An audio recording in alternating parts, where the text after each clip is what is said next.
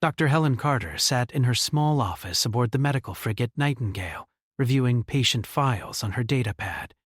The soft hum of the ship's engines had become like background music to her over the past 3 years. She enjoyed the quiet moments between emergencies, when she could catch up on paperwork and maybe grab a decent cup of coffee. The emergency alert shattered that peace. Red lights flashed across her screen. An urgent message marked with the highest priority coding blinked insistently. Helen frowned and opened it. Her eyes went wide as she read the header. It was from the Draconian Empire. The dragons never contacted humans. They barely acknowledged human existence. Her fingers moved quickly across the controls, and a holographic image materialized above her desk. A dragon appeared, but not like any she had seen in the educational videos.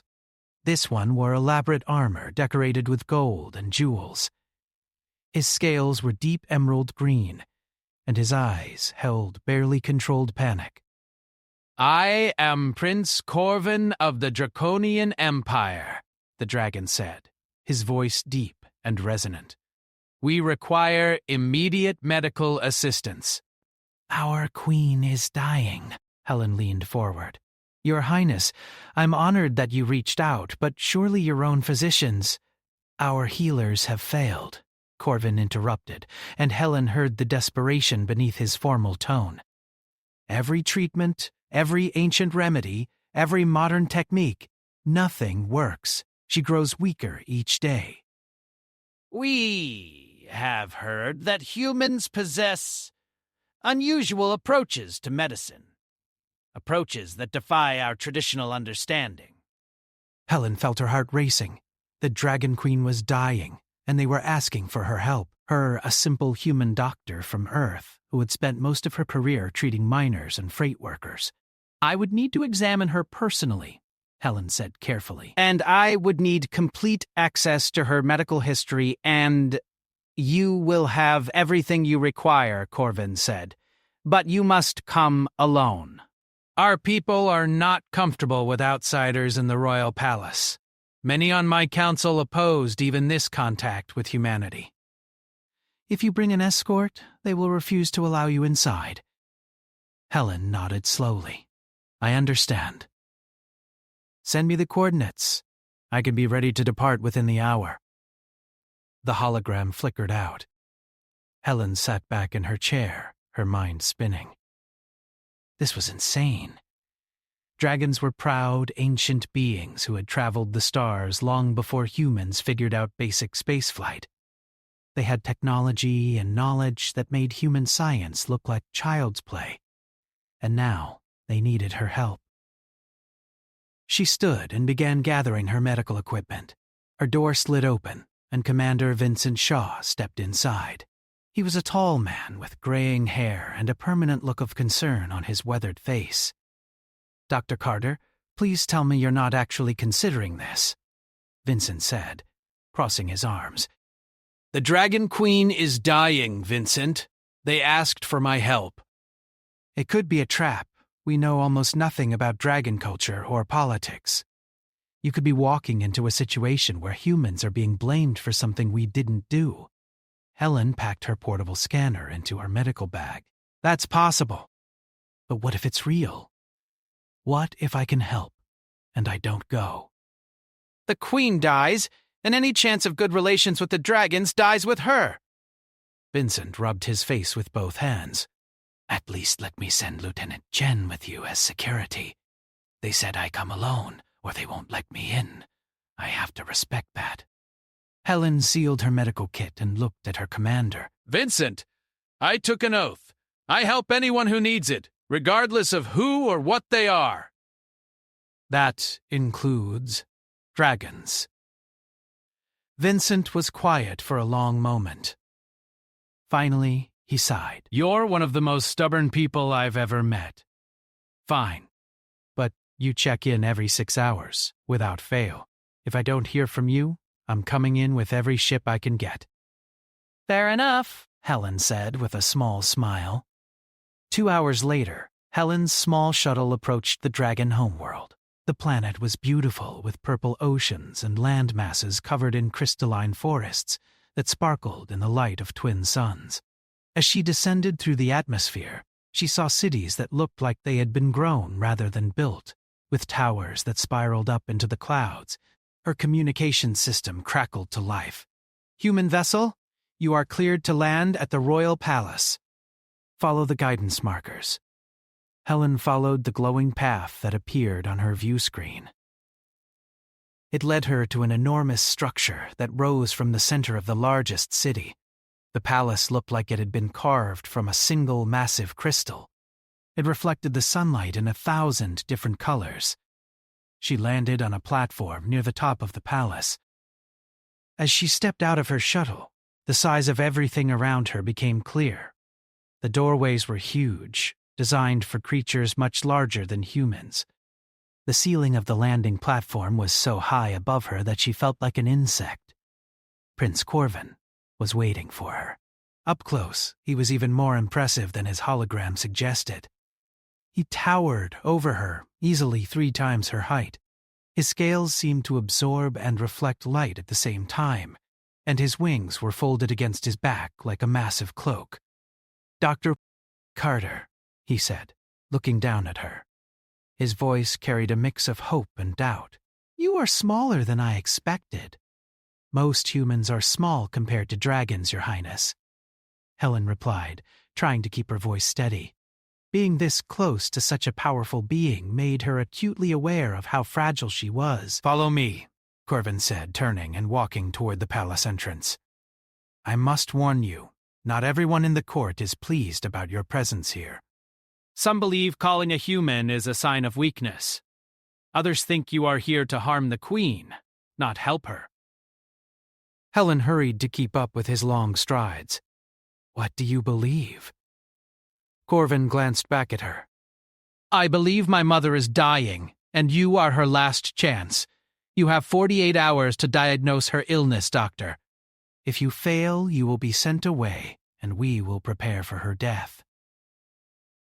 The interior of the palace was even more breathtaking than the exterior. Helen walked through corridors, lined with glowing crystals, that seemed to pulse with their own inner light. Carved into the walls were images of dragons in flight, dragons in battle, and dragons at peace. Each carving told a story that stretched back thousands of years. Prince Corvin led her deeper into the palace, down winding staircases and through massive halls. Other dragons stopped to stare as they passed. Helen could feel their eyes on her, heavy with suspicion and curiosity. Some whispered to each other in their own language, a sound like wind rushing through canyon walls. Finally, they arrived at a pair of enormous doors, carved with the image of a silver dragon. 2 guards stood on either side, their scales a deep crimson color. They wore armor that looked both ceremonial and functional. "This is the Queen's healing chamber," Corvin said. "Before you enter, you must meet our chief physician." The doors opened, and an ancient dragon emerged. His scales were a faded gold color, dulled with age, and his eyes were cloudy but still sharp with intelligence. He moved slowly, as if each step required careful thought. "This is Vex," Corvin introduced. "He has served our family for 3 centuries. "He has tried everything to save my mother." Vex looked down at Helen with barely concealed contempt. "A human," he said, his voice raspy. "This is what we have been reduced to?" Seeking help from a species that has barely left their own solar system? Helen met his gaze without flinching. "I understand your concern, Master Vex, but I'm here to help, not to question your abilities. Perhaps fresh eyes might see something that familiarity has overlooked." Vex snorted, smoke curling from his nostrils. "Fresh eyes. Young one, I have studied medicine since before your species discovered fire. I have access to knowledge accumulated over millennia. What could you possibly offer that I have not already considered?" "I don't know yet," Helen admitted. "But I'd like to find out. May I see the patient?" Vex and Corvin exchanged a long look. Finally, Vex stepped aside. You may examine her. But know this, human. If you cause her any harm, if you worsen her condition in any way, you will not leave this planet alive. Helen nodded and entered the chamber. The room was vast, with a ceiling that disappeared into shadows above. In the center, on a bed of cushions that looked like they were made from clouds, lay Queen Silvara. Helen's breath caught in her throat. Even dying. The queen was magnificent. Her scales were silver, though they had lost much of their shine. She was massive, larger even than Corvin, and her wings spread out on either side of her like fallen sails. Her breathing was shallow and labored, each breath seeming to take great effort. Helen approached slowly, her medical scanner in hand. She could feel Vex and Corvin watching her from the doorway, the weight of their stares pressed down on her shoulders, but she forced herself to focus on the patient. Your Majesty, Helen said softly, though she doubted the Queen could hear her. I'm Dr. Helen Carter, I'm here to help you. She began her examination, running her scanner over the Queen's body. The readings were unlike anything she had seen before. Dragon physiology was completely different from human biology. Their body temperature was much higher, their heart rates slower, and their organs arranged in ways that seemed impossible. But as Helen studied the readings, something began to bother her. The symptoms didn't match any disease pattern she recognized. The Queen's organs were failing, yes, but not in the way they would with illness. It was more like something was attacking them from the inside.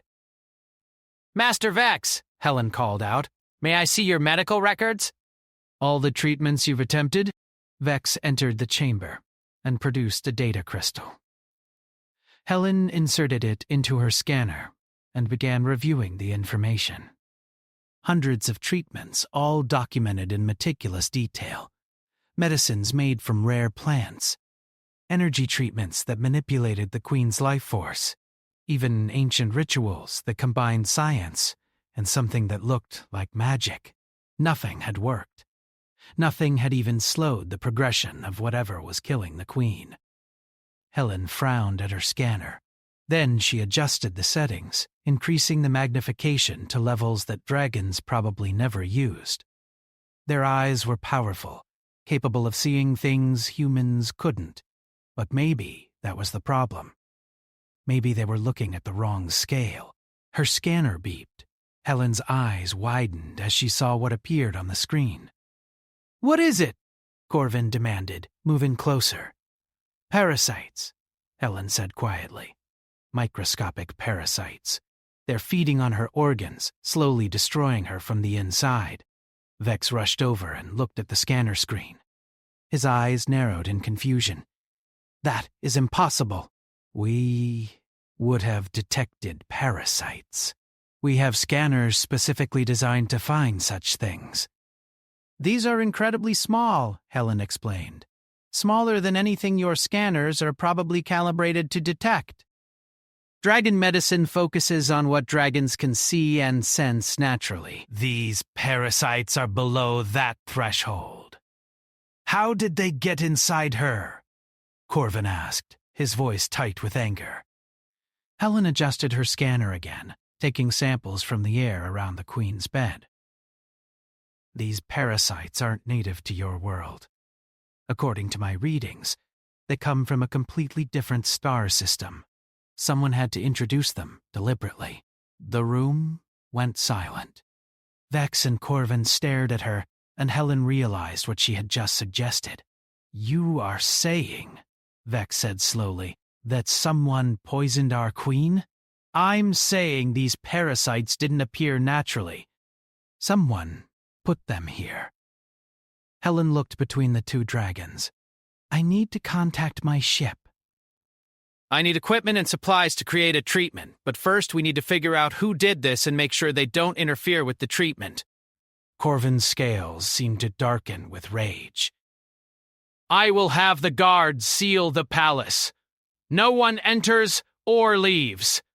Wait, Helen said. If we do that, whoever is responsible will know we've discovered the truth. They might try to finish what they started. We need to be subtle.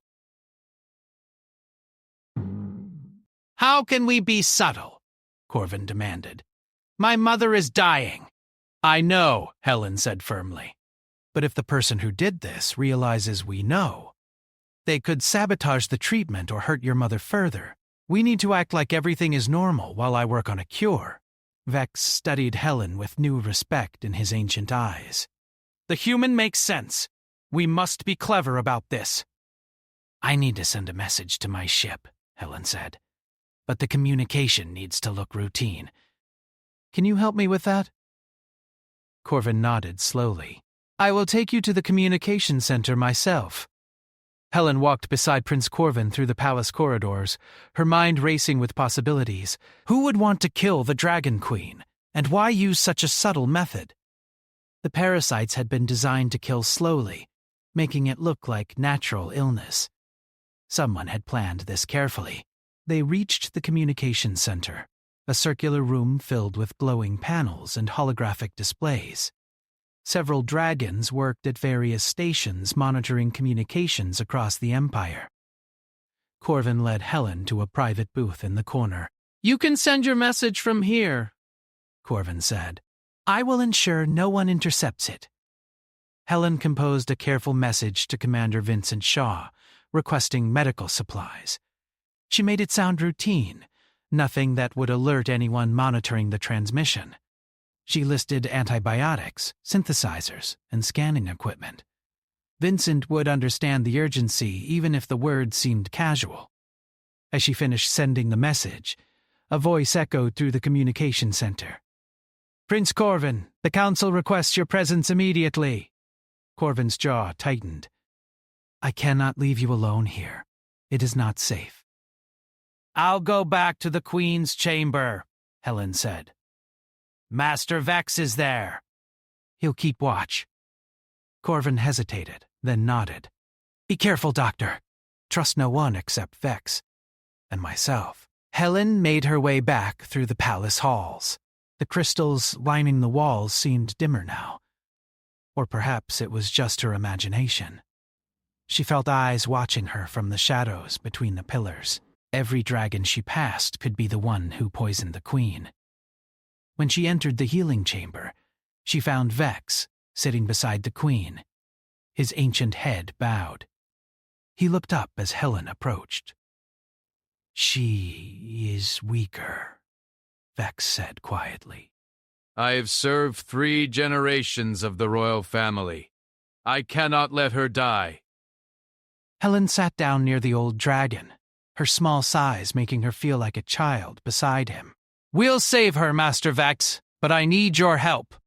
I need to understand dragon politics. Who would benefit from the Queen's death? Vex was silent for a long moment. When he spoke, his voice was heavy with sadness. There are those in the court who believe the Queen is too peaceful. She has maintained good relations with many species, avoided wars, sought diplomatic solutions. Some see this as weakness. Who, specifically? Helen pressed gently. Ambassador Thane, Vex said finally. He is the Queen's advisor on foreign relations. He has argued for years that we should expand our territory through force. The Queen always refused. With her gone and Corvin young and inexperienced, Thane would have great influence over the throne. Helen felt a chill run down her spine. Where is Ambassador Thane now? He is likely in the council meeting with Corvin. He rarely leaves the prince's side these days. Vex looked at Helen with worried eyes. But we have no proof. Accusing a high-ranking dragon of treason without evidence would cause chaos. Then we need to find proof, Helen said. She pulled out her scanner and began examining the Queen's chamber more carefully. These parasites had to be introduced somehow. They need a host or a delivery system. She scanned every surface, every cushion, every corner of the room. Vex watched her work with growing interest. Hours passed. Helen's back ached from bending over her scanner, but she refused to stop. Finally, her scanner beeped near a small table beside the Queen's bed. On the table sat a crystal decanter filled with a shimmering liquid. What is that? Helen asked. Healing water, Vex explained. It is brought fresh every morning from the sacred springs. The Queen drinks it to maintain her strength. Helen carefully scanned the water. Her readings showed traces of the parasites. Someone had contaminated the water supply. Master Vex, who brings this water each day? The servants gather it at dawn, but it is delivered by... Vex's eyes widened. By Ambassador Thane himself. He insisted on this duty personally, claiming it was an honor to serve the Queen directly. That's how he did it, Helen said. He poisoned the water, little by little, every single day. By the time symptoms appeared, the parasites had spread throughout her entire body. Vex stood, his old body trembling with rage.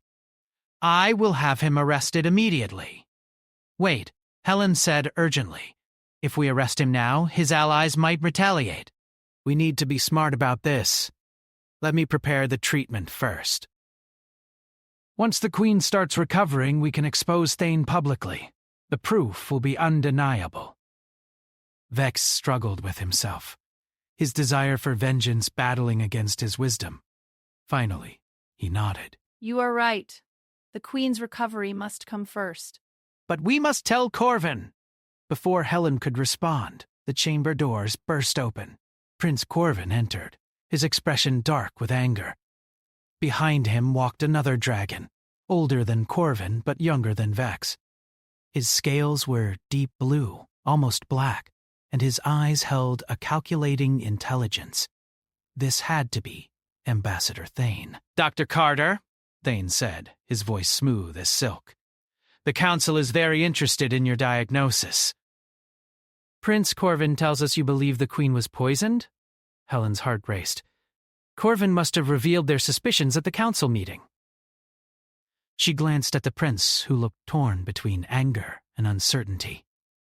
I have evidence of microscopic parasites, Helen said carefully. Whether they were introduced deliberately or through some natural means, I cannot yet say with certainty. Thane moved closer, his large form blocking the light from the doorway. How fascinating. And do you have a treatment for these parasites? I'm working on one, Helen replied, trying to keep her voice steady. I've requested supplies from my ship. Ah, yes, the supplies, Thane said. I took the liberty of reviewing your request. Such unusual items for a simple parasitic infection. One might wonder if you are planning something more complex. Helen felt trapped. Thane was trying to make her look suspicious, turning the attention away from himself. The treatment must be precise. Dragon physiology is delicate. I need the right tools. Or perhaps, Thane continued, moving even closer, you are the one who introduced these parasites. Perhaps this is all an elaborate human plot to destroy our Queen and blame it on internal conflict. Corvin, step between them. That is enough, Thane. Dr. Sarawal. Carter is here to help. Is she? Thane turned to face the prince. Think carefully, Your Highness. Humans arrive, and suddenly we discover a poison we have never seen before?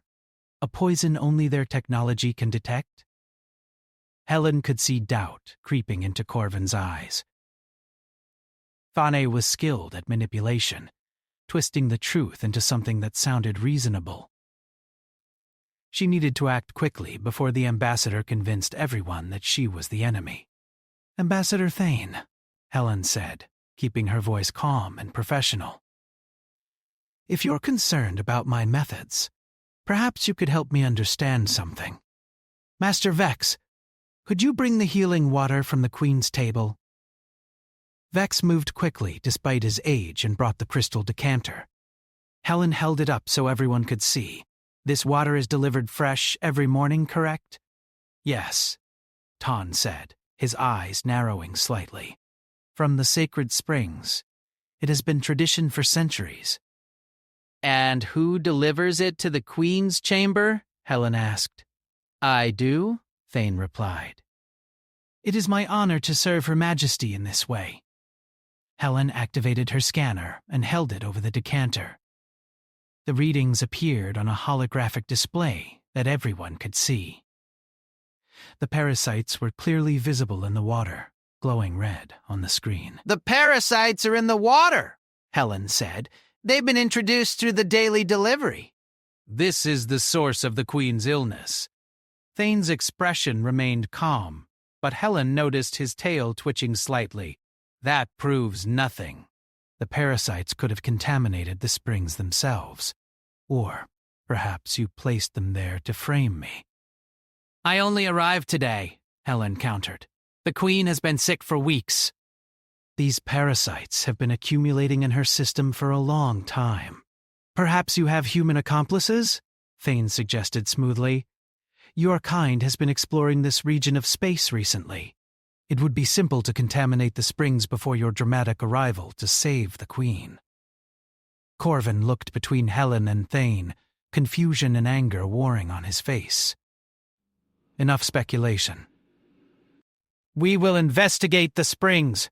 Guards, accompany Ambassador Thane to verify the water source. Of course, Your Highness, Thane said with a slight bow. I welcome any investigation. I have nothing to hide. As Thane left with the guards, Helen felt a sinking feeling in her stomach. He was too calm, too confident. Either he had already covered his tracks at the springs, or he had another plan. You handled that well, Vex said quietly once Thane was gone. But he is dangerous. We must work quickly. A chime sounded from Helen's communication device. Her supplies had arrived from the Nightingale. Corvin sent guards to retrieve them, while Helen began preparing the treatment area. She worked through the night, mixing compounds and calibrating equipment. Dragon biology was complex, and the parasites had integrated themselves deeply into the Queen's organs.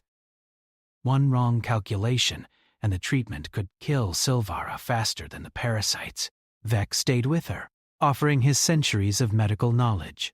Despite his initial hostility, the old dragon had become her closest ally. He understood dragon physiology in ways no scanner ever could, and together they created a treatment that combined human innovation with dragon wisdom.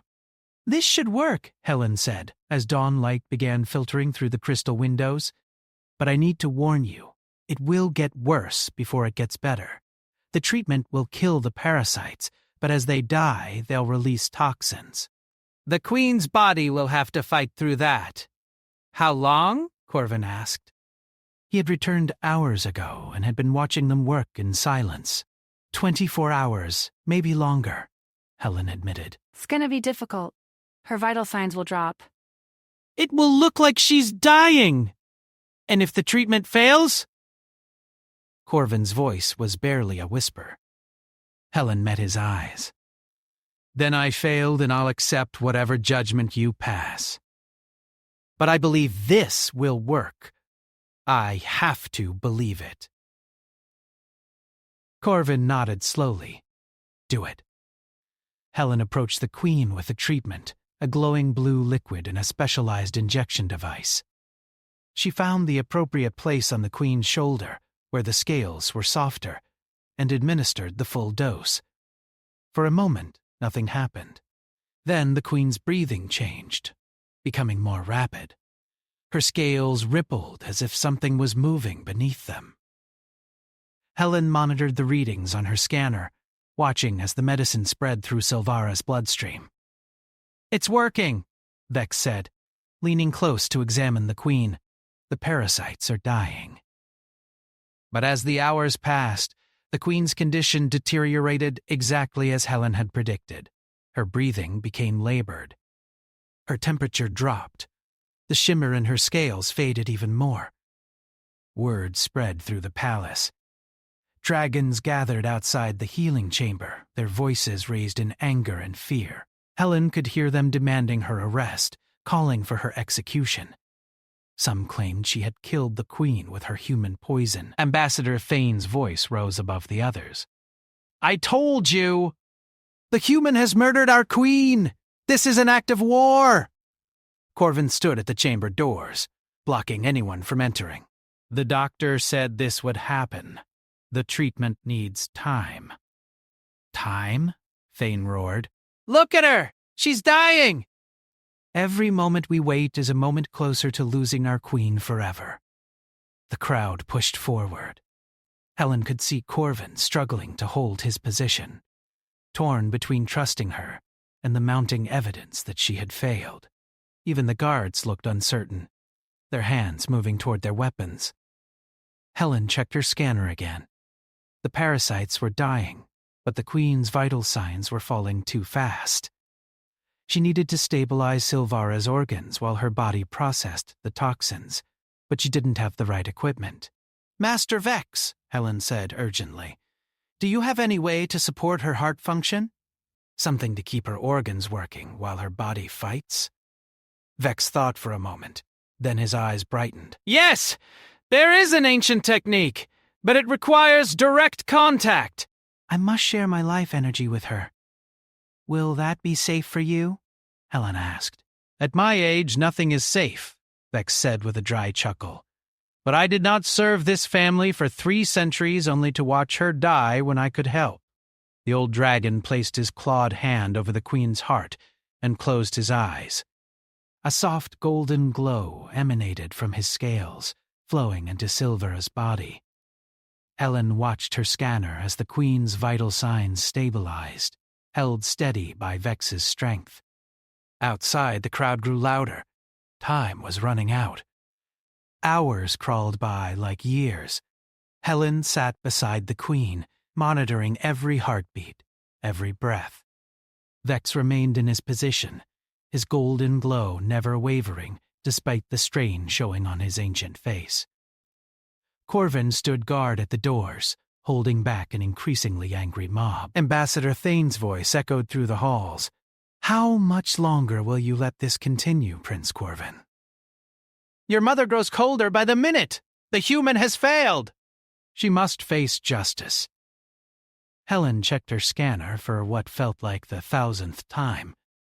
The parasites were almost completely eliminated. The toxins were being processed, but the queen remained unconscious, her body fighting a battle invisible to everyone, except Helen's instruments. "Come on," Helen whispered to Silvera. "You're stronger than this. You've ruled an empire for decades. Don't let some microscopic parasites defeat you." As if hearing her words, the queen's breathing changed. It became deeper, steadier. Helen's scanner showed a spike in brain activity. The queen's scales began to shimmer, just slightly, but it was there. "Vex," Helen said softly. "I think it's working." The old dragon opened one eye to look at the readings. A tired smile crossed his face. "She is coming back." Corvin heard them and rushed over. "Are you certain?"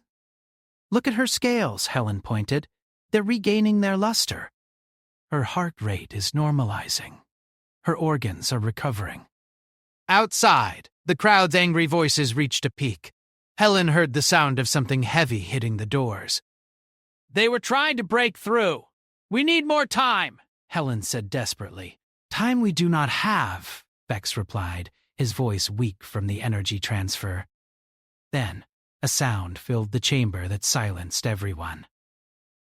It was a low rumble, like distant thunder. The queen's chest moved with a deep, powerful breath. Her eyes flickered, then slowly opened. They were silver, like molten metal, and they held the wisdom of ages. "Mother!" Corvin rushed to her side. Queen Silvara lifted her head slowly, her movements weak but deliberate. Her gaze fell first on Vex, who still maintained his connection to her. "Old friend," she said, her voice rough from disuse. "You have always been there when I needed you." "Always, my queen," Vex replied, finally releasing his energy transfer and slumping with exhaustion. The Queen's eyes moved to Helen. For a moment, Helen felt pinned by that ancient gaze, as if Silvara could see into her very soul. Then the Queen smiled. "The human doctor," Silvara said. "I heard you, you know. During my illness, I heard everything." Helen's eyes widened. "You were conscious?" "Partially," the Queen confirmed. Aware but unable to move or speak, I heard Thane's accusations. "I heard his manipulation." Her expression hardened. "I know he is responsible for my poisoning." The doors burst open. Ambassador Thane stormed in, followed by angry dragons from the court. He stopped short when he saw the Queen sitting up, very much alive. "Your Majesty," Thane said, quickly masking his shock with a bow. "Thank the stars you have recovered. We were so worried." "Were you?" Silvara's voice was cold. "How worried were you each morning when you delivered poisoned water to my chamber?" The room went absolutely silent. Thane's confident expression cracked. "I don't understand, Your Majesty. I would never—" "I was paralyzed, Thane, not deaf," Silvara interrupted. "I heard the human doctor explain how the parasites were introduced through the healing water that only you delivered." "I heard you try to blame her for your crime." Thane's scales darkened with rage. "You have no proof. The word of a dying queen means nothing, and the testimony of a human is worthless." Actually, Helen spoke up, holding her scanner. "I have extensive evidence. Every molecule of the parasites in your queen's body, detailed scans of the contaminated water, and biological markers that will help identify the source. Dragon scales shed constantly. If we examine the springs and find traces of your scales there, along with parasite DNA, that would prove you handled both." Thane's eyes darted to the exits, but guards had already moved to block them on Corvin's signal. "Why?" Corvin demanded, his voice shaking with fury. "She was your queen. We trusted you. Your mother is weak," Thane snarled, abandoning all pretense. "She makes peace when we should make war. She befriends lesser species when we should conquer them." The Draconian Empire was meant to rule the stars, not negotiate with creatures barely capable of spaceflight. And you thought killing her would change that? Silvara asked quietly. You thought my son would follow your path of destruction? I thought I could guide him, Thane admitted. Shape him into a proper dragon emperor. One who understands that power means domination, not cooperation. You understand nothing, Silvara said, rising to her full height despite her weakness. True power is not in conquering others. It is in building alliances, fostering trust, and proving that strength can be gentle. This human doctor has shown more courage and wisdom in 2 days than you have in your entire life. Guards surrounded Thane, placing restraints on his legs and wings. As they led him away, he glared at Helen with pure hatred. This is not over, human. You have made an enemy today. No, Silvara said firmly. You made an enemy the day you decided to poison your queen. Take him to the detention cells. He will face trial for treason. When Thane was gone, the chamber erupted in celebration. Dragons who had called for Helen's execution moments before now bowed in respect. The queen had spoken, and her word was absolute. Silvara approached Helen, lowering her massive head to look directly at the small human doctor. You risked everything to save me. You faced hostility, accusations, and threats, yet you never wavered. I name you Flame Friend, the highest honor our people can bestow.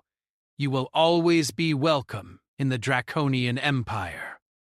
Helen felt tears in her eyes. I just did what any doctor would do, Your Majesty. No, Silvara said gently.